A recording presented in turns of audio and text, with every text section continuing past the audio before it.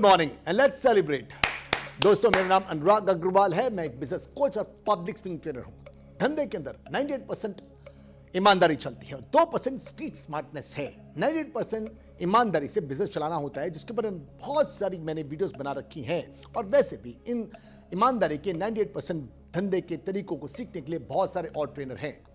लेकिन ये जो सीरीज है, गंदा है मगर धंधा है, इस सीरीज में वो 2% स्ट्रीट स्मार्टनेस, वो चालाकियां मैं आपको सिखाता हूं। और ये चालाकियां हमेशा होती ही पर्दे के पीछे है, क्योंकि पर्दे के आगे जो आपको दिख रहा है वो ईमानदारी, वो साफ है, वो नीट एंड क्लीन है। लेकिन चालाकियां हमेशा पर्दे के पीछे ही होती हैं। उनको सीखने के लिए हम लोग चलते हैं पर्दे के पीछे।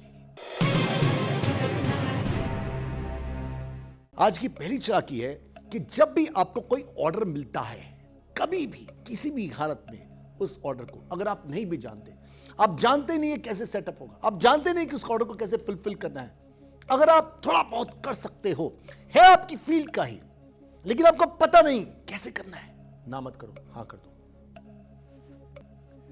आशीष कुमार, इन्होंने मुझे कमेंट सेक्शन में कमेंट भेजा है। कहते हैं लास्ट ईयर 1.5-2 साल पहले 2019 के अंदर, कहते हैं मुझे इनोवेशन लैब लगाने का एक ऑर्डर आया। कहते हैं मेरे मुंह से गलती से हाँ निकल गया। कहते हैं उसके बाद पता तो कुछ था ही नहीं। कहते मैं और मेरी टीम 8-10 दिन के लिए लग गई। कहते हमको आ गया। हमने किसी ना किसी ढंग से इनोवेशन लैब को ऐसा लगाया उस इंस्टीट्यूशन में कि उसके बाद से अब तक मार्च 2020 तक, कोविड होने तक, कहता 8 और इनोवेशन लैब ऐसी लगाई कि हमारा रेवेन्यू हद से ज्यादा बढ़ गया, हमारा बिजनेस हद से ज्यादा बढ़ गया। कहता तब से लेकर अब तक मैं और ढेरों काम पकड़ चुका हूं जो मुझे नहीं आते। कहता हम सीख लेते हैं। मेरे यहां पर कितने ऐसे लड़के लड़कियां ज्वाइन करते हैं और ज्वाइन करने के बाद कई बार ऐसा होता है, हम लोगों से इंटरव्यू करते हैं, उनसे गलती हो जाती है और गलती होने के बाद हमको बाद में पता चलता है कि इसको काम नहीं आता, लेकिन लड़के लड़के काम करना शुरू कर देते हैं। कितने ही बार मैंने देखा है, जो भी उनसे पूछो, इन बॉयज गर्ल्स से जिनके पास एक्सपीरियंस होता है 3, 4, 5, 7, 10 साल का, अलग अलग फील्ड में, अलग अलग डिपार्टमेंट के अंदर, या जब मैं गवर्नमेंट में भी था तब भी, मुझे अभी भी याद है, कभी भी इनसे पूछो, ये काम हाँ कर लेंगे, ये काम हाँ कर लेंगे, ये काम हम कर लेंगे। बहुत सारे नहीं कर पाते, बहुत सारे कर पाते। और क्या आपका जा क्या रहा है? कभी भी ये मत बोलो कि मैं नहीं कर पाऊंगा, बोलो हाँ मैं कर लूंगा। अगर कर सकते हो तो अपने अंदर विश्वास रखो, हाँ कर लूंगा, मैं हाँ कर लूंगा। क्या पता आप कर लो, सीखना पड़ेगा। तो काम को ना नहीं करना, काम को हाँ करना है। चालाकी से ख्याल रखो, आपने ना नहीं कहना। चालाकी नंबर 2 है कि जब भी आपको ऑर्डर मिलता है, ध्यान से सुनिएगा, ऑर्डर जब भी आपको मिलता है, क्यों आपके अंदर की एक अर्ज, एक कंपल्शन निकलती है कि 100 का ऑर्डर मिला है तो मुझे 120, 125, 130, मतलब जितने का ऑर्डर उससे ज्यादा का सप्लाई करो। इज्जत गिरती है बॉस, आपकी इज्जत गिरती है, माल की पेमेंट और डिले होती है और अगला ऑर्डर आपको और ज्यादा बाद में मिलता है। इज्जत बनानी है ना, आप चाहते हो माल का ऑर्डर मिले, ज्यादा मिले, तो माल कम सप्लाई करो। क्या कहा मैंने? मैंने बिल्कुल सही कहा, आपने सही सुना कि अगर आप चाहते हो कि माल ज्यादा ऑर्डर मिले, आपको इज्जत मिले, पेमेंट सही टाइम पर हो, तो जब भी आपको ऑर्डर मिलता है माल को कम सप्लाई करो। 100 का ऑर्डर मिला, क्यों देते 100, क्यों देते 120? ओवर सप्लाई क्यों? पूरा भी सप्लाई मत करो, उसको दो 50 या 60। जब उसके 100 के ऑर्डर पे आप 50 या 60 पीसेस दोगे तो क्या होगा?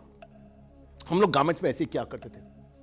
अगर आप लोग नहीं जानते, मैं 14-15 साल तक फैशन डिजाइनर था, वो supplying my garments all over India. हम लोगों को जब भी ऑर्डर मिलता 100 का, हम लोग 50 या 60 उस शॉपकीपर को दिया करते थे। ये B2B का बता रहा हूं आपको, B2C नहीं बता रहा, B2B का बता रहा हूं, बिजनेस टू बिजनेस।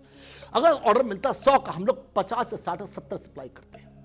वो शॉपकीपर इस बात को, वो बुटीक वाला इस बात को देख करके कैलकुलेट करता है, यार 100 का तो 50 या 60 सप्लाई हुए हैं, आपकी बात 125 को दो। और अगली बार वो न केवल 125 का ऑर्डर देता, वो पैसे एडवांस भी देता, ऑर्डर ज्यादा का देता, और फिर बाकी की जो बैलेंस पेमेंट थी उसको और जल्दी करता।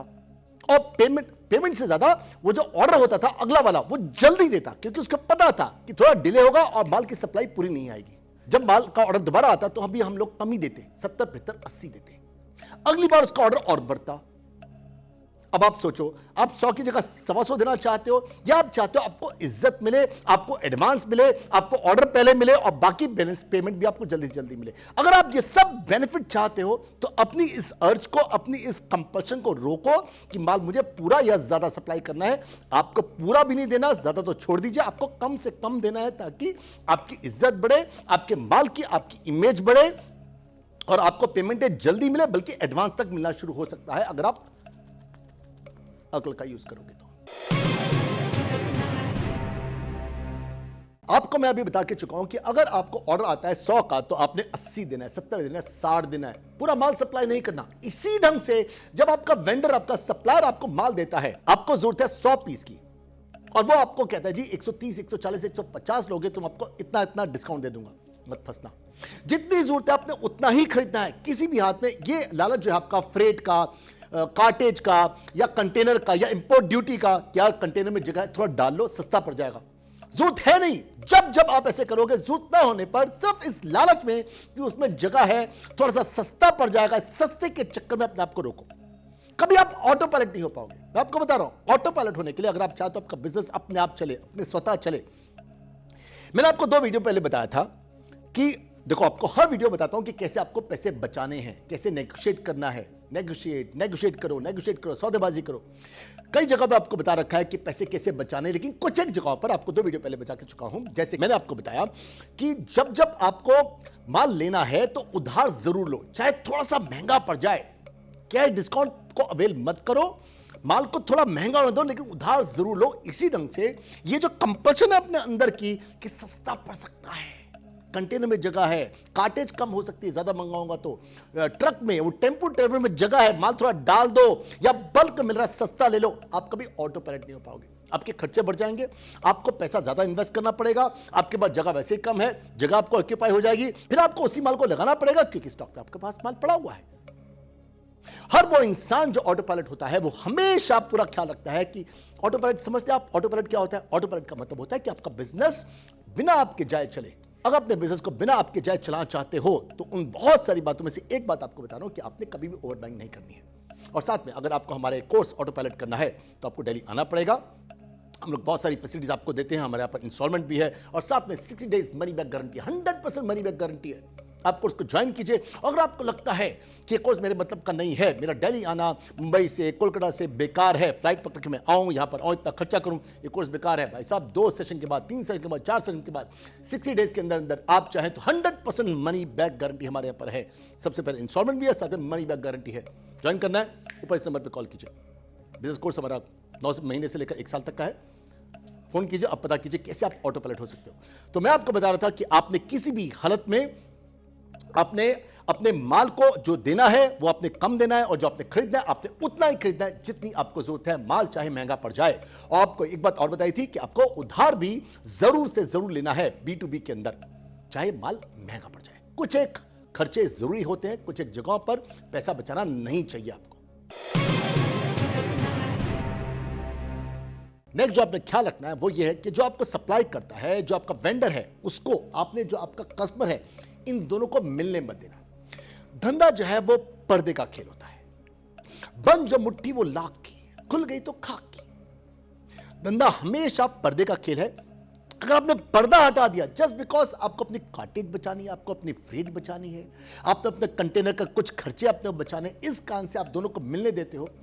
मैंने आपको एक वीडियो में बताया था कि आपका जो सप्लायर है, आपका जो वेंडर है, जो आपको सप्लाई करता है, उसको अपनी टीम से, जो आपकी सेल्स और मार्केटिंग की टीम है, उन दोनों को भी मत मिलने दो। क्योंकि ये दोनों भी मिल गए, अगर आपकी टीम को पता लग गया कहां से माल आ रहा है, उनको ये तो पहले से पता है कि किसको माल जा रहा है, अगर उनको ये पता लग गया माल आ कहां से रहा है, जा किसको रहा है, तो आपकी टीम हो सकता है साथ में आपके नेक्स्ट शॉप लेकर के वो वहां पर शॉप या ऑफिस लेके आप ही की टीम वहां बैठ जाए और आपका कंपेटिटर बन जाए। इसी ढंग से अगर दोनों को मिला दोगे, आपके कस्टमर को और वेंडर को मिलाओगे, ऑब्वियस सी बात है कस्टमर चाहता है उसके खर्चे कम से कम हो, जो आपका वेंडर चाहता है कि आप बीच में से निकलो और वो माल को महंगा बेच सके। दोनों को फायदा होगा, दोनों के दोनों मिलने की कोशिश करेंगे। तो आपने किसी भी हाथ में ये स्टुपिडिटी नहीं करनी कि आपने जो वेंडर है, जो कस्टमर है, उसको अपनी टीम से या अपने कस्टमर से, दोनों में से किसी से भी मिलने नहीं देना है।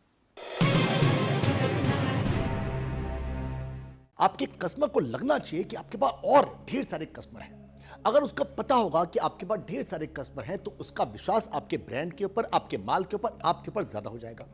इसके लिए एक तो आपको बात बता के चुका हूं मैं कि अगर आपको ऑर्डर आता है 100 का तो आप 100 को सप्लाई करते हो, 60 दो। तो जब आप माल को सप्लाई कम करते हो तो उसको लगता है आपके पास ढेर सारे ऑर्डर हैं, ढेर सारा माल है, ढेर सारा कस्टमर है आपके पास।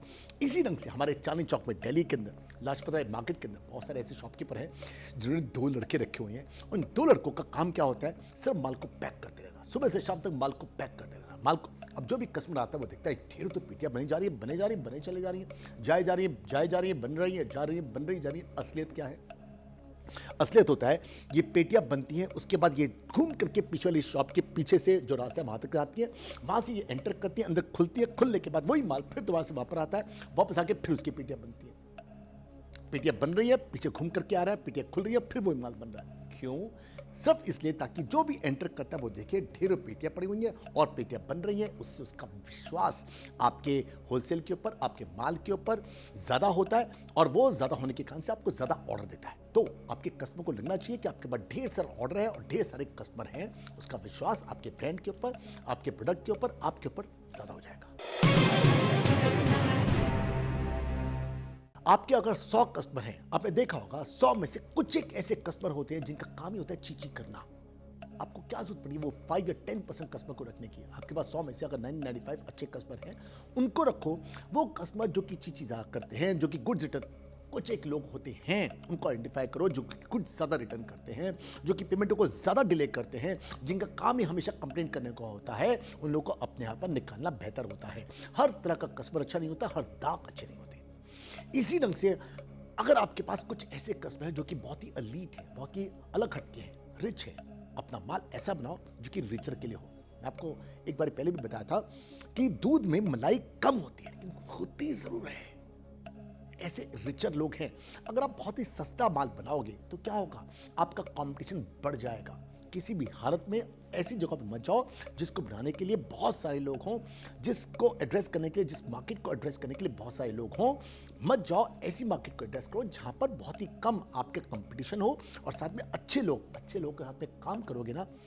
दूध में क्रीम कम होती है लेकिन होती तो है ना यार, मलाई कम होती तो है ना यार, होती है। अपने अंदर विश्वास रखो और चीची करने वाले कस्टमर को बाहर निकालो। ऐसे 5 या 10% कस्टमर होते हैं, इनको बाहर निकालो।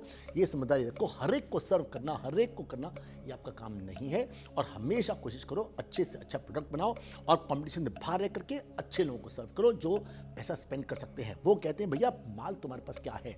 माल वो जो हमें चाहिए, हमारी पसंद का, हमारे डिजाइन का चाहिए। माल वो जो हमें चाहिए, पैसा वो जो तुम्हें चाहिए। कई जो अमीर होते हैं उनको पैसे से ज्यादा अपना टाइम सेव करना, अपनी पसंद ज्यादा जरूरी होती है। वो कहते हैं पसंद मेरी, टाइम मेरा बचे, पैसा तुम ले जाओ। तो ऐसे लोग हैं, कम है तो उनको एड्रेस करो और चीजें करने वालों को बिल्कुल बाहर निकाल दो। वाक वाक वाक वाक तू। कैसा लगा आपको आज का सेशन? बताइए मुझे कमेंट सेक्शन में। और साथ में अगर आपने सब्सक्राइब नहीं किया है इस चैनल को तो जल्दी से कर लीजिए ताकि आपको सारे के सारे एपिसोड इस गंदा है मगर धंधा है के आपको मिलते रहें। और साथ में और भी इस सीरीज के अलावा भी बहुत सारी वीडियोस बनती हैं, वो सब के सब आपको तभी मिलेंगे जब आप सब्सक्राइब करोगे और साथ में जो बेल आइकन है उसको आप हिट करोगे और उसको ऑल पर सिलेक्ट करोगे। Right boss? और हम लोग मिल रहे हैं मेरी नेक्स्ट वीडियो के अंदर। बाय बाय, शबा खैर, बी सिंह, गुड नाइट।